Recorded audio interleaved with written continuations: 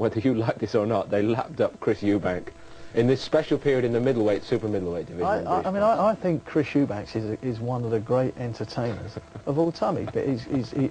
He's been great at promoting himself, but you know, he doesn't go down on my list as being one of the. He doesn't get my top 10 list as being one of the great British fighters of our time. I mean, he did not fight the best that was around. That's a harsh judgment, Frank. I mean, he was a wonderful showman, but when the chips were down, Eubank could fight. I mean, do you remember him getting off the floor against Michael Watson? Remember him outgaming Nigel Benn in that fight in Birmingham? He could fight. I'm not saying he couldn't fight. What I'm saying is he didn't fight the best that was around. I mean, you know, he didn't go in with the best. Michael Watson, you know, he's a good British fighter. You know, he's not a world class fighter. He didn't fight the Roy Joneses. He ducked out of quality, and most importantly, they hand-picked his opponents like you can't believe. And I think he got a lot of lucky decisions, bad decisions, but lucky decisions on his career. And I don't think you can look at that list and see those sort of favours done to most other British boxers. Might be harsh, but it's a fact. I think he did prove that he could fight when he needed to fight, and certainly at a good level. I think maybe he went, which I don't think you could say in this day and age is a mistake. Maybe he went for the cash train a little more than the glory train, which, you know, for a fighter, I think, you know, it's maybe in a lot of ways the best decision. You know, maybe it's best to be the rich guy and not win polls like this. Nigel Benn didn't duck anybody in his career, did he? No, he didn't. Nigel, he fought. He went on the road as well. He went to the States. He went to Italy. Won titles in those countries.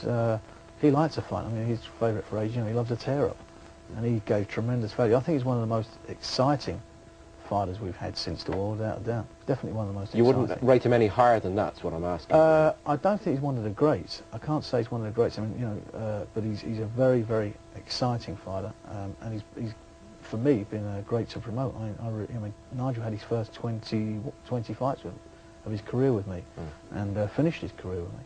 But you know, he's in my top 10, but he's not.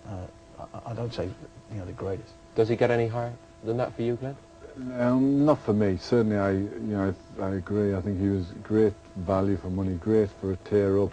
Was always in an exciting fight, but I think he lost. You know, he lost the fights that would maybe keep him. You know, he lost to Michael Watson. He lost to Chris Eubank. I think that is what would keep him out of the top 10 decision, you know, results like that. But I think certainly for excitement, he's got to be up there in the top 3 or 4. I thought he should have got the decision for the second Eubanks. I thought he really won that fight. I thought he won it well.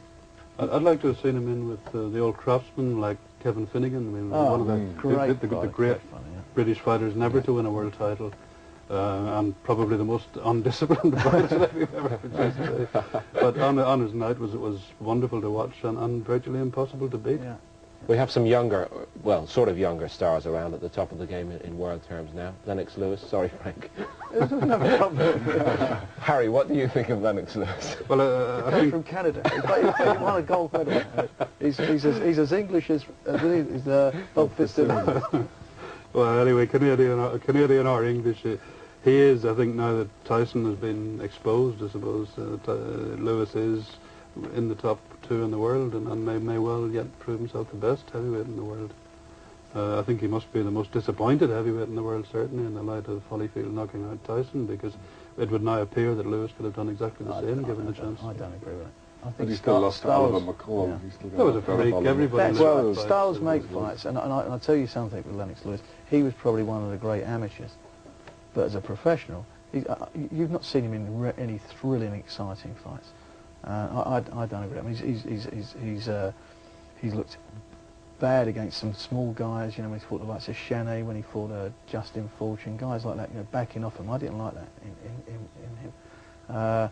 And Oliver McCall, you know, really was a sparring partner for all these guys. I mean, he hit him on the button and over he went, which proves that if anybody gets hit on the chin, they can get beat. But I think I've got to see a lot more from him for him to go down in my greats. Now, Frank doesn't do a Don King, in fairness to him, with his own fighters.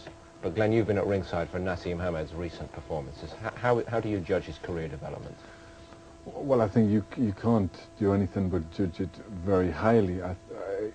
He's doing everything that's been asked of him. He's doing it with flair, with excitement. The crowd love it all. You know, and he can punch and he can box, and you know, so there's certainly lots to go for. But I think to really be amongst the great, to be amongst these names, we need to see him in with a big name. We need to see him defeating Azuma Nelson or Antonio Barrera. We need to see him in a top-class fight, yeah, which I still don't think he's had. I'm sure Frank is working towards that, but that's for next year, isn't it? As we close this year, Frank, let's draw this to a conclusion, and we'll get votes from each of you, if we may, on the man you consider the finest British boxer of all. Ken Buchanan, for me, the most complete fighter that I've seen, and the best traveller. You know, you could send him anywhere in the world and he would win. Most reliable, solid professional, and as Frank said, not the most exciting to watch, but a very, very difficult man to beat. Didn't sell tickets, Frank, but won titles. What about your choice? Titles. My choice, I didn't ever see him, I've only read about him. It's got to be Jimmy Wilde. And modern days that I have seen is John Conte, but I think Naz is going to do it at the end of the day. But I would say that. Yes, you would. What about you, Glenn? I think I've got to go with the books that I've read and with the legend of Ted Kid Lewis. You know, such an unbelievable legend in so many weights, and you know, such a superb world champion who, in my book, just stands a little bit above the rest. Well, who's going to cast this vote? I'm strictly neutral here. We've got three different choices among the three of you: Buchanan, Lewis, and Wilde. Who feels like giving way to the other? The man on there with the grey hair, he may have even seen Jimmy Wilde, he may not be telling the truth. We'll let Harry go.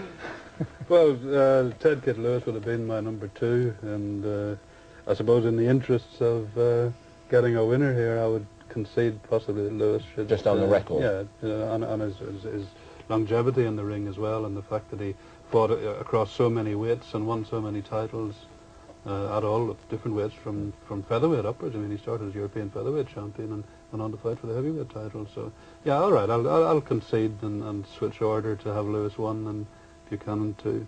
Frank, would you care to make it unanimous? I suppose I'm out. If I'm not being allowed to drink this wine, I suppose I have to, won't I?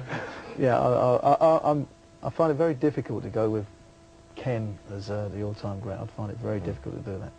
Very, very difficult. We've sort of reached a conclusion here with Ted Kid Lewis from 1909 to 1929, 20 years active and a world welterweight champion. The record speaks, certainly. All right, many thanks to Frank Warren. Enjoyed your company. To Glenn, as always, and to Harry Mellon.